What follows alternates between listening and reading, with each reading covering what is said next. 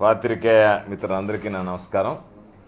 ఈరోజు ప్రత్యేకించి నిన్నటి దినం మేదరమెట్టలో జరిగినటువంటి సిద్ధం సభకు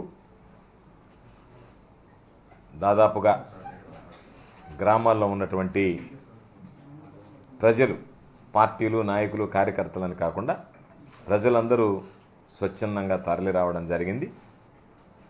నిన్న బాపట్ల, పల్నాడు, గుంటూరు, నెల్లూరు, తిరుపతి జిల్లాలకు సంబంధించి నూతనంగా ఏర్పడినటువంటి జిల్లాలకు సంబంధించి జరిగినటువంటి సిద్ధం మహాసభకి లక్షలాది మంది పాల్గొని జయప్రదం చేయడం జరిగింది. నెల్లూరు జిల్లాకు సంబంధించి పెద్ద సంఖ్యలో పాల్గొన్నటువంటి ప్రతి ఒక్కరికి ముందుగా నా హృదయపూర్వకమైనటువంటి కృతజ్ఞతలు తెలియజేస్తున్నాను. అయితే దాదాపుగా 2006 నుంచి ప్రత్యక్ష రాజకీయాల్లో ఉన్నాం. మా కుటుంబం సుదీర్ఘంగా దాదాపు 60 సంవత్సరాల నుంచి మా కుటుంబం రాజకీయాల్లో ఉంది. అయితే ఎప్పుడన్నా ఏదన్నా ఒక సభకి జనాన్ని తరలించాలి అంటే బస్సులు పెట్టి బ్రతిమాలి మీరు రండి బాబు అని చెప్పని వాళ్ళని తరలించాల్సినటువంటి పరిస్థితి ఉండేది. నేను అనేక సమావేశాలు చూశాను. జాతీయ స్థాయిలో వచ్చినటువంటి నాయకులు నెల్లూరు వచ్చినప్పుడు చూసాం, ముఖ్యమంత్రులు లేదా వివిధ అధికారులు చాలామంది వచ్చినప్పుడు చూసాం, వివిధ అధికార హోదాలో ఉండేటువంటి వాళ్ళు చాలామంది వచ్చినప్పుడు చూసాం. అయితే దాదాపుగా ఈరోజు మేదరమెట్ల అంటే నెల్లూరు జిల్లాకు సంబంధించి చాలా దూరం, 200 కిలోమీటర్లు దాదాపుగా కొన్ని నియోజకవర్గాలకు. తిరుపతి నియోజకవర్గానికి అయితే 300 పైచిలుకు కిలోమీటర్లు ఉండేటువంటి పరిస్థితి. ముందుగా అన్ని గ్రామాల్లో చెప్పాం, మహిళలు ఇబ్బంది పడతారు, మీరు రాలేరు, తట్టుకోలేరు అని చెప్పి కేవలం పురుషులనే రమ్మని చెప్పాం, మగవాళ్ళనే రమ్మని చెప్పాం. అయితే ఎంత మేర వీలైతే అంత మేర రవాణా సౌకర్యాలు ఏర్పాటు చేస్తే, మాకు మీరు రవాణా సౌకర్యం ఏర్పాటు చేయలేదు జగన్మోహన్ రెడ్డి గారి సభకి తీసుకువెళ్ళడానికి అని చెప్పి మొట్టమొదటిసారిగా నా జీవితంలో అలకపోనడం అనేటువంటిది ప్రజలు చూడడం జరిగింది. ఇది ఎన్నడూ జరగలేదు. నాయకులు కానీ కార్యకర్తలు కానీ మనం ఇస్తాం దానికన్నా తక్కువ ఇస్తే ఆనందపడిపోయేవాళ్ళు. అబ్బా ఇంతమందిని తరలించాలని చెప్పి అనుకుంటున్నాం, ఇంకా తగ్గించి ఇచ్చారని చెప్పి మొట్టమొదటిసారి నా జీవితంలో ఇచ్చిన దానికన్నా మీరు ఇంకా మాకు ఎక్కువ ఇవ్వలేకపోయారని చెప్పి ఈరోజు ఉదయం కూడా పాపం కొంతమంది ఫోన్ చేసి బాధపడడం జరిగింది. మేము సిద్ధంగా ఉన్నాం, కొన్ని దగ్గరలో అయితే మీరు వెళ్ళలేరు, 200 కిలోమీటర్ల పైచీలకు కష్టం అని చెప్తే, లేదు మేము కింద కూర్చొని వెళ్తాము అని చెప్పి బస్సులో కొంతమంది యువకులు నిలబడి వెళ్ళారు, కొంతమంది కింద కూర్చొని వెళ్ళారు. ఇంత స్పందన అనేటువంటిది నేను ఎన్నడూ చూడలేదు. ఇది ప్రతి ఒక్కరికి తెలిసినటువంటి విషయం, ఈరోజు ప్రతి ఒక్కరు చర్చించుకునేటువంటి విషయం. గ్రామాలలో బస్సు వెళ్ళిన వెంటనే చెప్పినటువంటి వాళ్ళు కాకుండా చెప్పనటువంటి వాళ్ళకి కూర్చొని బస్సులు నిండిపోయాయి. ఈ చెప్పినటువంటి వాళ్ళు పాపం ఎక్కలేకపోయారు, నిలబడిపోయారు, ఆగిపోయారు, నిలిచిపోయారు. అందరికీ చెప్పాం, వేల సంఖ్యలో బస్సులు బయలుదేరుతున్నాయి, వేల సంఖ్యలో కార్లు బయలుదేరుతున్నాయి, వేల సంఖ్యలో టెంపోలు లాంటి ప్రైవేటు వాహనాలు బయలుదేరుతున్నాయి. మీరు ఇబ్బంది పడతారు అంటే ఏమీ ఇబ్బంది పడ్డా పర్వాలేదు, మేము రావాల్సిందేననేటువంటి ఒక దృఢ చిత్తంతో ఈరోజు తరలి వచ్చినటువంటి నేపథ్యం ఎన్నడూ చూడనటువంటి పరిస్థితి. లక్షలాది మంది తరలి వచ్చి జగన్మోహన్ రెడ్డి గారికి ఆశీస్సులు అందించడం జరిగింది. ఇది నిజంగా ఆంధ్ర రాష్ట్రానికి సంబంధించినటువంటి ఇది ఒక చరిత్ర. అంతమంది ఒక దగ్గర గుమికూడడం, జనాన్ని ఒక్కసారి కింద ఉన్నటువంటి వాళ్ళకన్నా స్టేజ్ మీద ఉన్నటువంటి వాళ్ళని చూస్తే అసలు కళ్ళు తిరిగేటువంటి పరిస్థితి, ఒక అలలాగా జనసముద్రంలాగా ఎక్కడ చూసినా సరే. కాబట్టి అంత కష్ట నష్టాలకు వచ్చి ప్రజలు అంత పెద్ద ఎత్తున పాల్గొని జగన్మోహన్ రెడ్డి గారికి ఆశీస్సులు అందించడానికి తరలి వచ్చినందుకు ప్రతి ఒక్కరికి పేరు పేరున నా హృదయపూర్వకమైనటువంటి కృతజ్ఞతలు తెలియజేస్తున్నాను. అయితే ఎందుకు జనం ఇంతమందికి రావడానికి కారణం అంటే, 58 నెలలు జగన్మోహన్ రెడ్డి గారి ముఖ్యమంత్రిగా ప్రతి ఇంటికి సంక్షేమ ఫలాలను చేర్చగలిగాడు. కాబట్టి ప్రతి కుటుంబం ఈరోజు జగన్మోహన్ రెడ్డి గారి ద్వారా సంక్షేమ లబ్ధి మా ఇంటికి చేరింది అని చెప్పి గ్రహించారు. కాబట్టే ఆ ఇంట్లో ఉండేటువంటి వాళ్ళు తమ బాధ్యతగా జగన్మోహన్ రెడ్డి గారు ఏర్పాటు చేసినటువంటి సభకు వెళ్ళాలి, ఆయనకు మన ఆశీస్సులు అందించాలి, మనం మద్దతు పలకాలి, మనం అందరం రేపు జరిగేటువంటి ఎన్నికలకు మేమందరం సిద్ధంగా ఉన్నాం అనేటువంటి దానికి తెలియజెప్పాలనేటువంటి లక్ష్యంతో ఈరోజు రావడం జరిగింది. అంటే పథకాలు నేరుగా ఇంటికి చేరాయి, మనం నేరుగా ఇంటి గడప దాటి బయటికి వెళ్ళి జగన్మోహన్ రెడ్డి గారికి మన ఆశీస్సులు అందించాలనేటువంటి ఒక అరుదైనటువంటి ఆలోచనతో వచ్చే ప్రభుత్వం సొమ్ము ఇచ్చారు ఏముందనేటువంటిది కాకుండా, పార్టీలకు అతీతంగా, పార్టీలతో సంబంధం లేకుండా, ఏ పార్టీకి చెందనటువంటి వ్యక్తులు, కొంతమంది కరుడు కట్టినటువంటి తెలుగుదేశం పార్టీకి సంబంధించినటువంటి వ్యక్తులు, వీళ్ళందరూ కలిసి బస్సులు ఎక్కి తరలి వెళ్ళారంటే దాని అర్థం ప్రతి కుటుంబానికి ఈరోజు లబ్ధి చేకూరింది. కాబట్టి జగన్మోహన్ రెడ్డి గారు ప్రతి కార్యక్రమాన్ని ఇంటికి చేర్చాడు. కాబట్టి ఆ ఇంటిలో ఉన్నటువంటి కుటుంబాలు జగన్మోహన్ రెడ్డి గారికి ఆశీస్సులు అందించడానికి బయటకు వచ్చాయి. అయితే దురదృష్టం ఏంటంటే బ్రహ్మాండంగా సభ జరిగింది, జనం బ్రహ్మాండంగా హాజరయ్యారు. తెలుగుదేశం పార్టీకి సంబంధించినటువంటి చంద్రబాబు నాయుడికి కన్ను కుట్టింది. ఇది చంద్రబాబు నాయుడికి ఎప్పుడూ పాపం గ్యాస్ట్రిక్ ట్రబుల్ ఉంది. ఏది, జగన్మోహన్ రెడ్డి గారి సభ జరిగినా వెంటనే కడుపు మంట ప్రారంభమవుతుంది. దాన్ని ఆ మంటకు ఉపశమనం ఏంటంటే తనకున్నటువంటి అనుకూల మీడియా, దాంతోపాటు వాట్సప్, సోషల్ మీడియాలు, దాంతోపాటు ఇంకా రకరకాలైనటువంటి యూట్యూబ్ ఛానల్స్, వాటిని వీటిని పెట్టి రకరకాలుగా తిప్పి సాయంత్రానికి ఆ మందు ఏంటంటే సరిగ్గా జరగలేదనేటువంటిది రాయించి చూపించి పోస్టింగ్లు చేయించి సంతృప్తిపడి పొనుకొని నిద్రపోయేటువంటిది అలవాటు. ఈరోజు నేను అడుగుతున్నా చంద్రబాబు నాయుడిని కానీ, రాతలు రాసినటువంటి వాళ్ళు కానీ, కూతలు కూసినటువంటి వాళ్ళని కానీ 2,70,000 కోట్ల రూపాయలు ప్రజలకు అందించినటువంటిది గ్రాఫిక్సా? అంటే అమ్మఒడి పథకం ఇంటికి చేర్పించింది గ్రాఫిక్సా? రైతు భరోసా ప్రతి రైతుకు అందించింది గ్రాఫిక్సా? వైఎస్ఆర్ ఆసరా, వైఎస్ఆర్ చేయుత మహిళలకు అందించింది గ్రాఫిక్సా? రజకులు, న్యాయబ్రాహ్మణులు, టైలర్లకు 10,000 రూపాయలు అందించింది గ్రాఫిక్సా? జగనన్న విద్యా దీవెన, వసతి దీవెన విద్యార్థులకు అందించింది గ్రాఫిక్సా? ఇళ్ళు లేనటువంటి నిరుపేదలకు ఇళ్ల స్థలాలు ఇచ్చినటువంటిది గ్రాఫిక్సా? ఇళ్ల స్థలాలు ఇచ్చినటువంటి వాళ్ళకి ఇళ్ళు కట్టించి ఇవ్వడం కూడా గ్రాఫిక్సా? కాబట్టి మీరు ఏదో ఒక విధంగా మీకున్నటువంటి ఆక్రోశం జగన్మోహన్ రెడ్డి గారికి విపరీతంగా జనం వచ్చారనేటువంటి బాధ, దుగ్ధ, ఆందోళన, ఆవేదన, ఆవేశం, ఆక్రందన ఇవన్నీ కలిసి రకరకాలైనటువంటి విమర్శలకి మీరు పూనుకోవడం జరిగింది. అసలు ఈ రాష్ట్రంలో గ్రాఫిక్స్ అనేటువంటి దానికి పేటెంట్ ఎవరికి ఉంది? ఎవరు దాన్ని ప్రమోట్ చేసింది? చంద్రబాబు. చంద్రబాబు ఏ స్థాయిలో దాన్ని ప్రమోట్ చేశాడు? రాజధాని నిర్మాణానికి సంబంధించి ఇంతవరకు రాజధాని పూర్తి చేయకుండానే రాజధాని అద్భుత కట్టడం ఏ విధంగా ఉంటుందనేటువంటి దాన్ని గ్రాఫిక్స్లో చూపించాడు.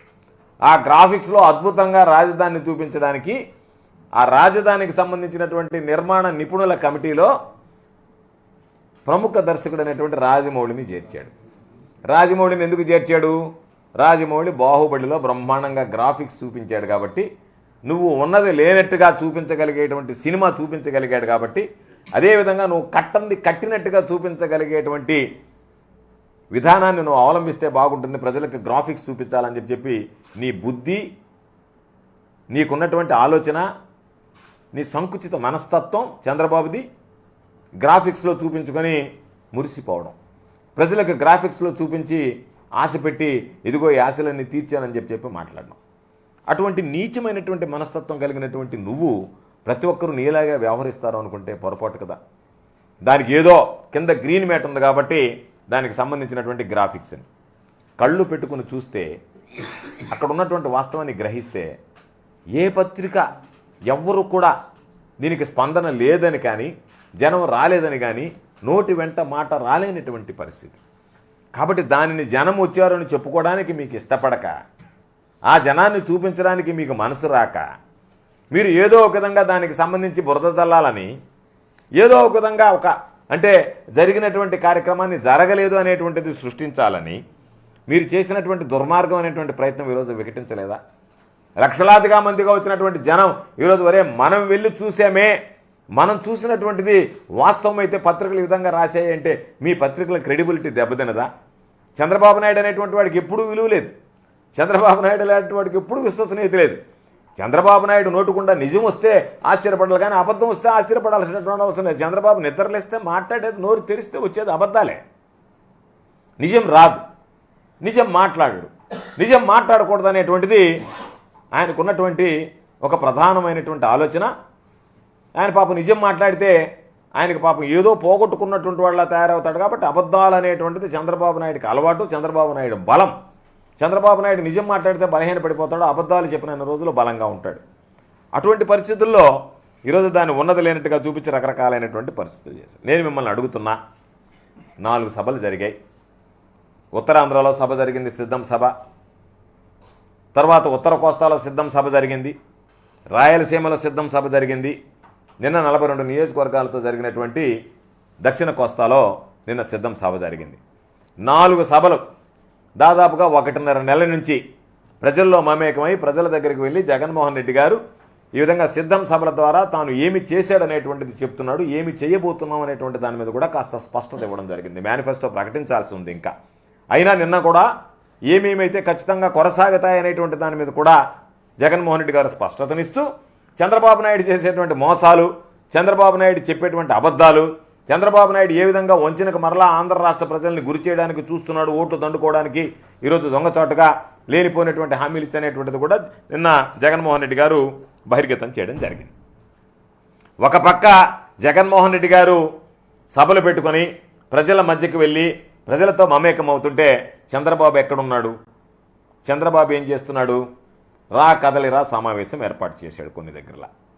ఆ రా కదలిరా సమావేశాలు చూస్తే పాపం ఓన్లీ ఆ ఎల్లో మీడియాకు సంబంధించినటువంటి కొంతమంది ఛానల్స్ని పంపిస్తున్నారు. ఎక్కడన్నా మీరు మాట్లాడేటప్పుడు జనాన్ని చూపించినటువంటి సందర్భం ఉందా? ఖాళీ కుర్చీలు, లేరాడు జనం.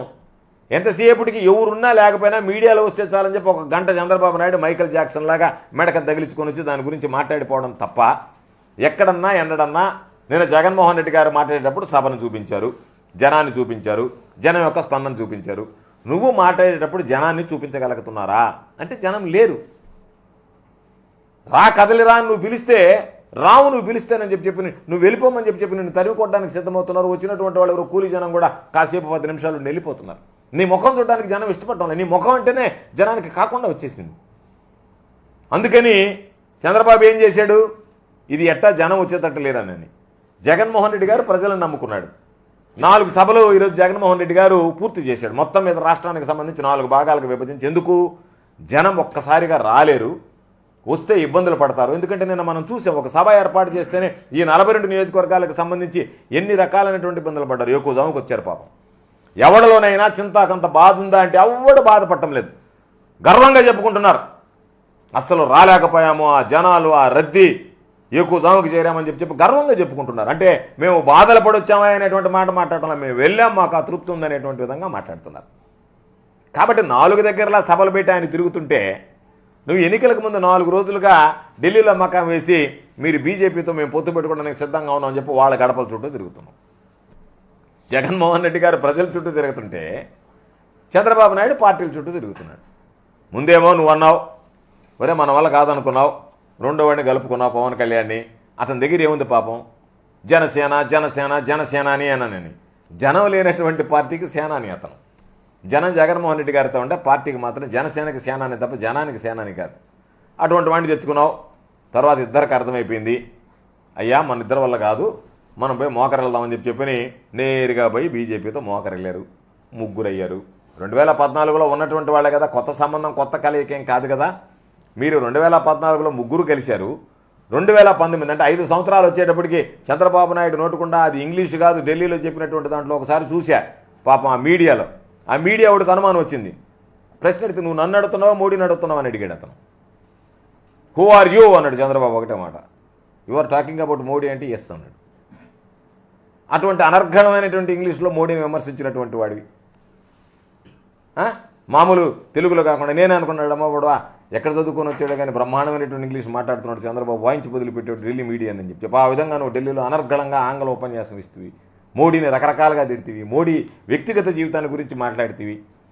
ఈరోజు అదే వ్యక్తితో పోయి మళ్ళీ నువ్వు ప్రత్యేక హోదా ఇవ్వలేదు, అది మోసం చేశాడు, ఇది మోసం చేశాడని ఏ నోటితో మాట్లాడావు, గోత్రాలు అంతమందిని చంపేశాడు, నరహంతకుడు మోడీ అని మాట్లాడినటువంటి నువ్వు ఈరోజు ఆయన చంకనాకడానికి ఢిల్లీకి వెళ్ళి చేరుకుంటువి.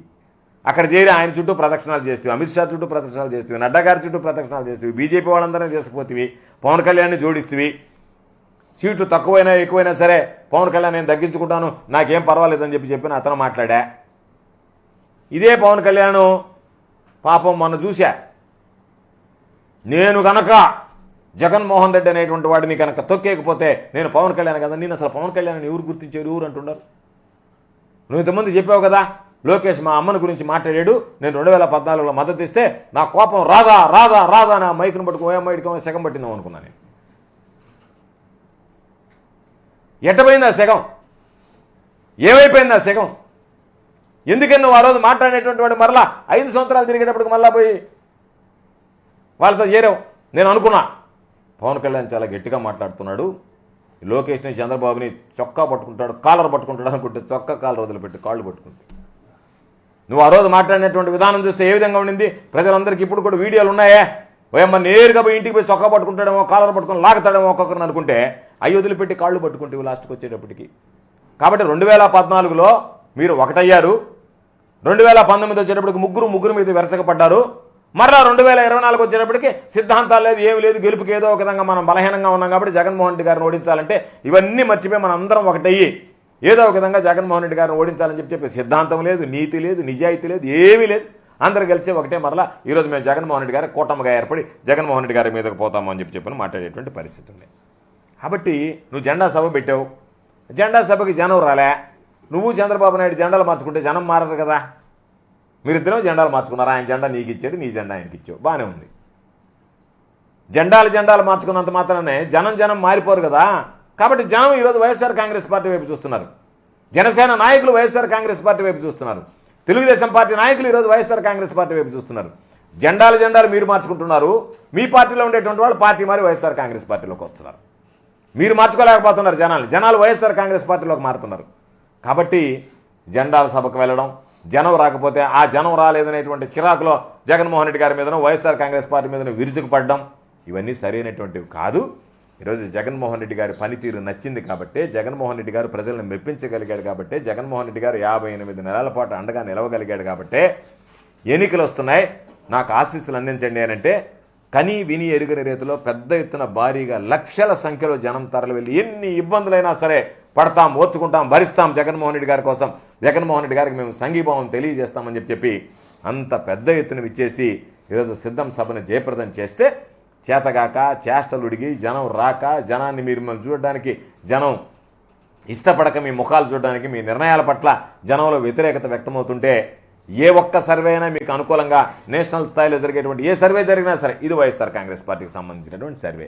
ఎవడో ఒకడు ప్రశాంత్ కిషోర్ లాంటి తీసుకొచ్చి, ప్రశాంత్ కిషోర్ అనేటువంటి వాడు గతంలో వైఎస్ఆర్ కాంగ్రెస్ పార్టీకి పనిచేసాడు, ఈరోజు మీతో పాటు ఉన్నాడు. లోకేష్ పాపం చంద్రబాబు నాయుడు బీహార్ ఆయన వచ్చాడు అది ఇది అని చెప్పి ఆయన గురించి మాట్లాడావు, మళ్ళీ ఆ బీహార్ ఆయనే నీకు గెత్తయ్యాడు. ఈరోజు మరలా తీసుకెళ్ళి మళ్ళీ పాపం నీ కొడుకు దగ్గరుండి తీసుకెళ్ళి ఇంట్లో నీతో మాట్లాడిచ్చాడు. నేను నేరుగా చేయలేను, నేను ఇండైరెక్ట్గా చేస్తానని చెప్పాడు అతను. డైరెక్ట్గా నేను చేయలేను, నీకు చేసినప్పుడు నువ్వు గెలవనని. ఆ ఇండైరెక్ట్గా ఆయన చేయమంటే ఆ ఇండైరెక్ట్గా ఆయన ఒకదానికి రావడం, అక్కడ ఆయన ఉపన్యాసం చేయడం, ఆయన చెప్పడం, ఆయన వెళ్ళడం. ఈరోజు గతంలో వైఎస్ఆర్ కాంగ్రెస్ పార్టీ ఆ రోజు కన్నా ఈరోజు ఎంత బలంగా ఉందనేటువంటిది ప్రజలను చూస్తే అర్థమవుతుంది, నేను జరిగినటువంటి సభను చూస్తే అర్థమవుతుంది, సభకు వచ్చేటువంటి జనాన్ని చూస్తే అర్థమవుతుంది. కాబట్టి ఏది ఏమైనా మరలా 2024 ఎన్నికల్లో వైఎస్ఆర్ కాంగ్రెస్ పార్టీ సునామీ సృష్టించబోతుంది, విజయదుందుబి మోగించబోతుంది. భారీ సంఖ్యలో ఈరోజు పోయినసారి గెలిచినటువంటి కన్నా అభ్యర్థులు ఇంకా మెజార్టీలు పెరుగుతాయి, సీట్లు పెరుగుతాయి. గతంలో వచ్చినటువంటి 151 సీట్ల కన్నా సీట్లు పెరుగుతాయి, మెజార్టీలు పెరుగుతాయి. మరలా వైఎస్ఆర్ కాంగ్రెస్ పార్టీ తిరుగులేనటువంటి శక్తిగా ఆవిర్భవించి జగన్మోహన్ రెడ్డి గారు ముఖ్యమంత్రిగా ప్రమాణ స్వీకారం చేయడం ఖాయమనేటువంటి సందేశాన్ని నిన్న సిద్ధం సభతో ప్రజలు అందరికీ కూడా తెలియజెప్పడం జరిగింది అని చెప్పి నేను భావిస్తున్నా, విశ్వసిస్తున్నా. తప్పనిసరిగా జగన్మోహన్ రెడ్డి గారికి ప్రజల అండదండలు ఉన్నాయనేటువంటిది నిన్న జరిగినటువంటి సిద్ధం సభతో తేలిపోయిందని చెప్పి ఈ సందర్భంగా స్పష్టం చేస్తున్నాను.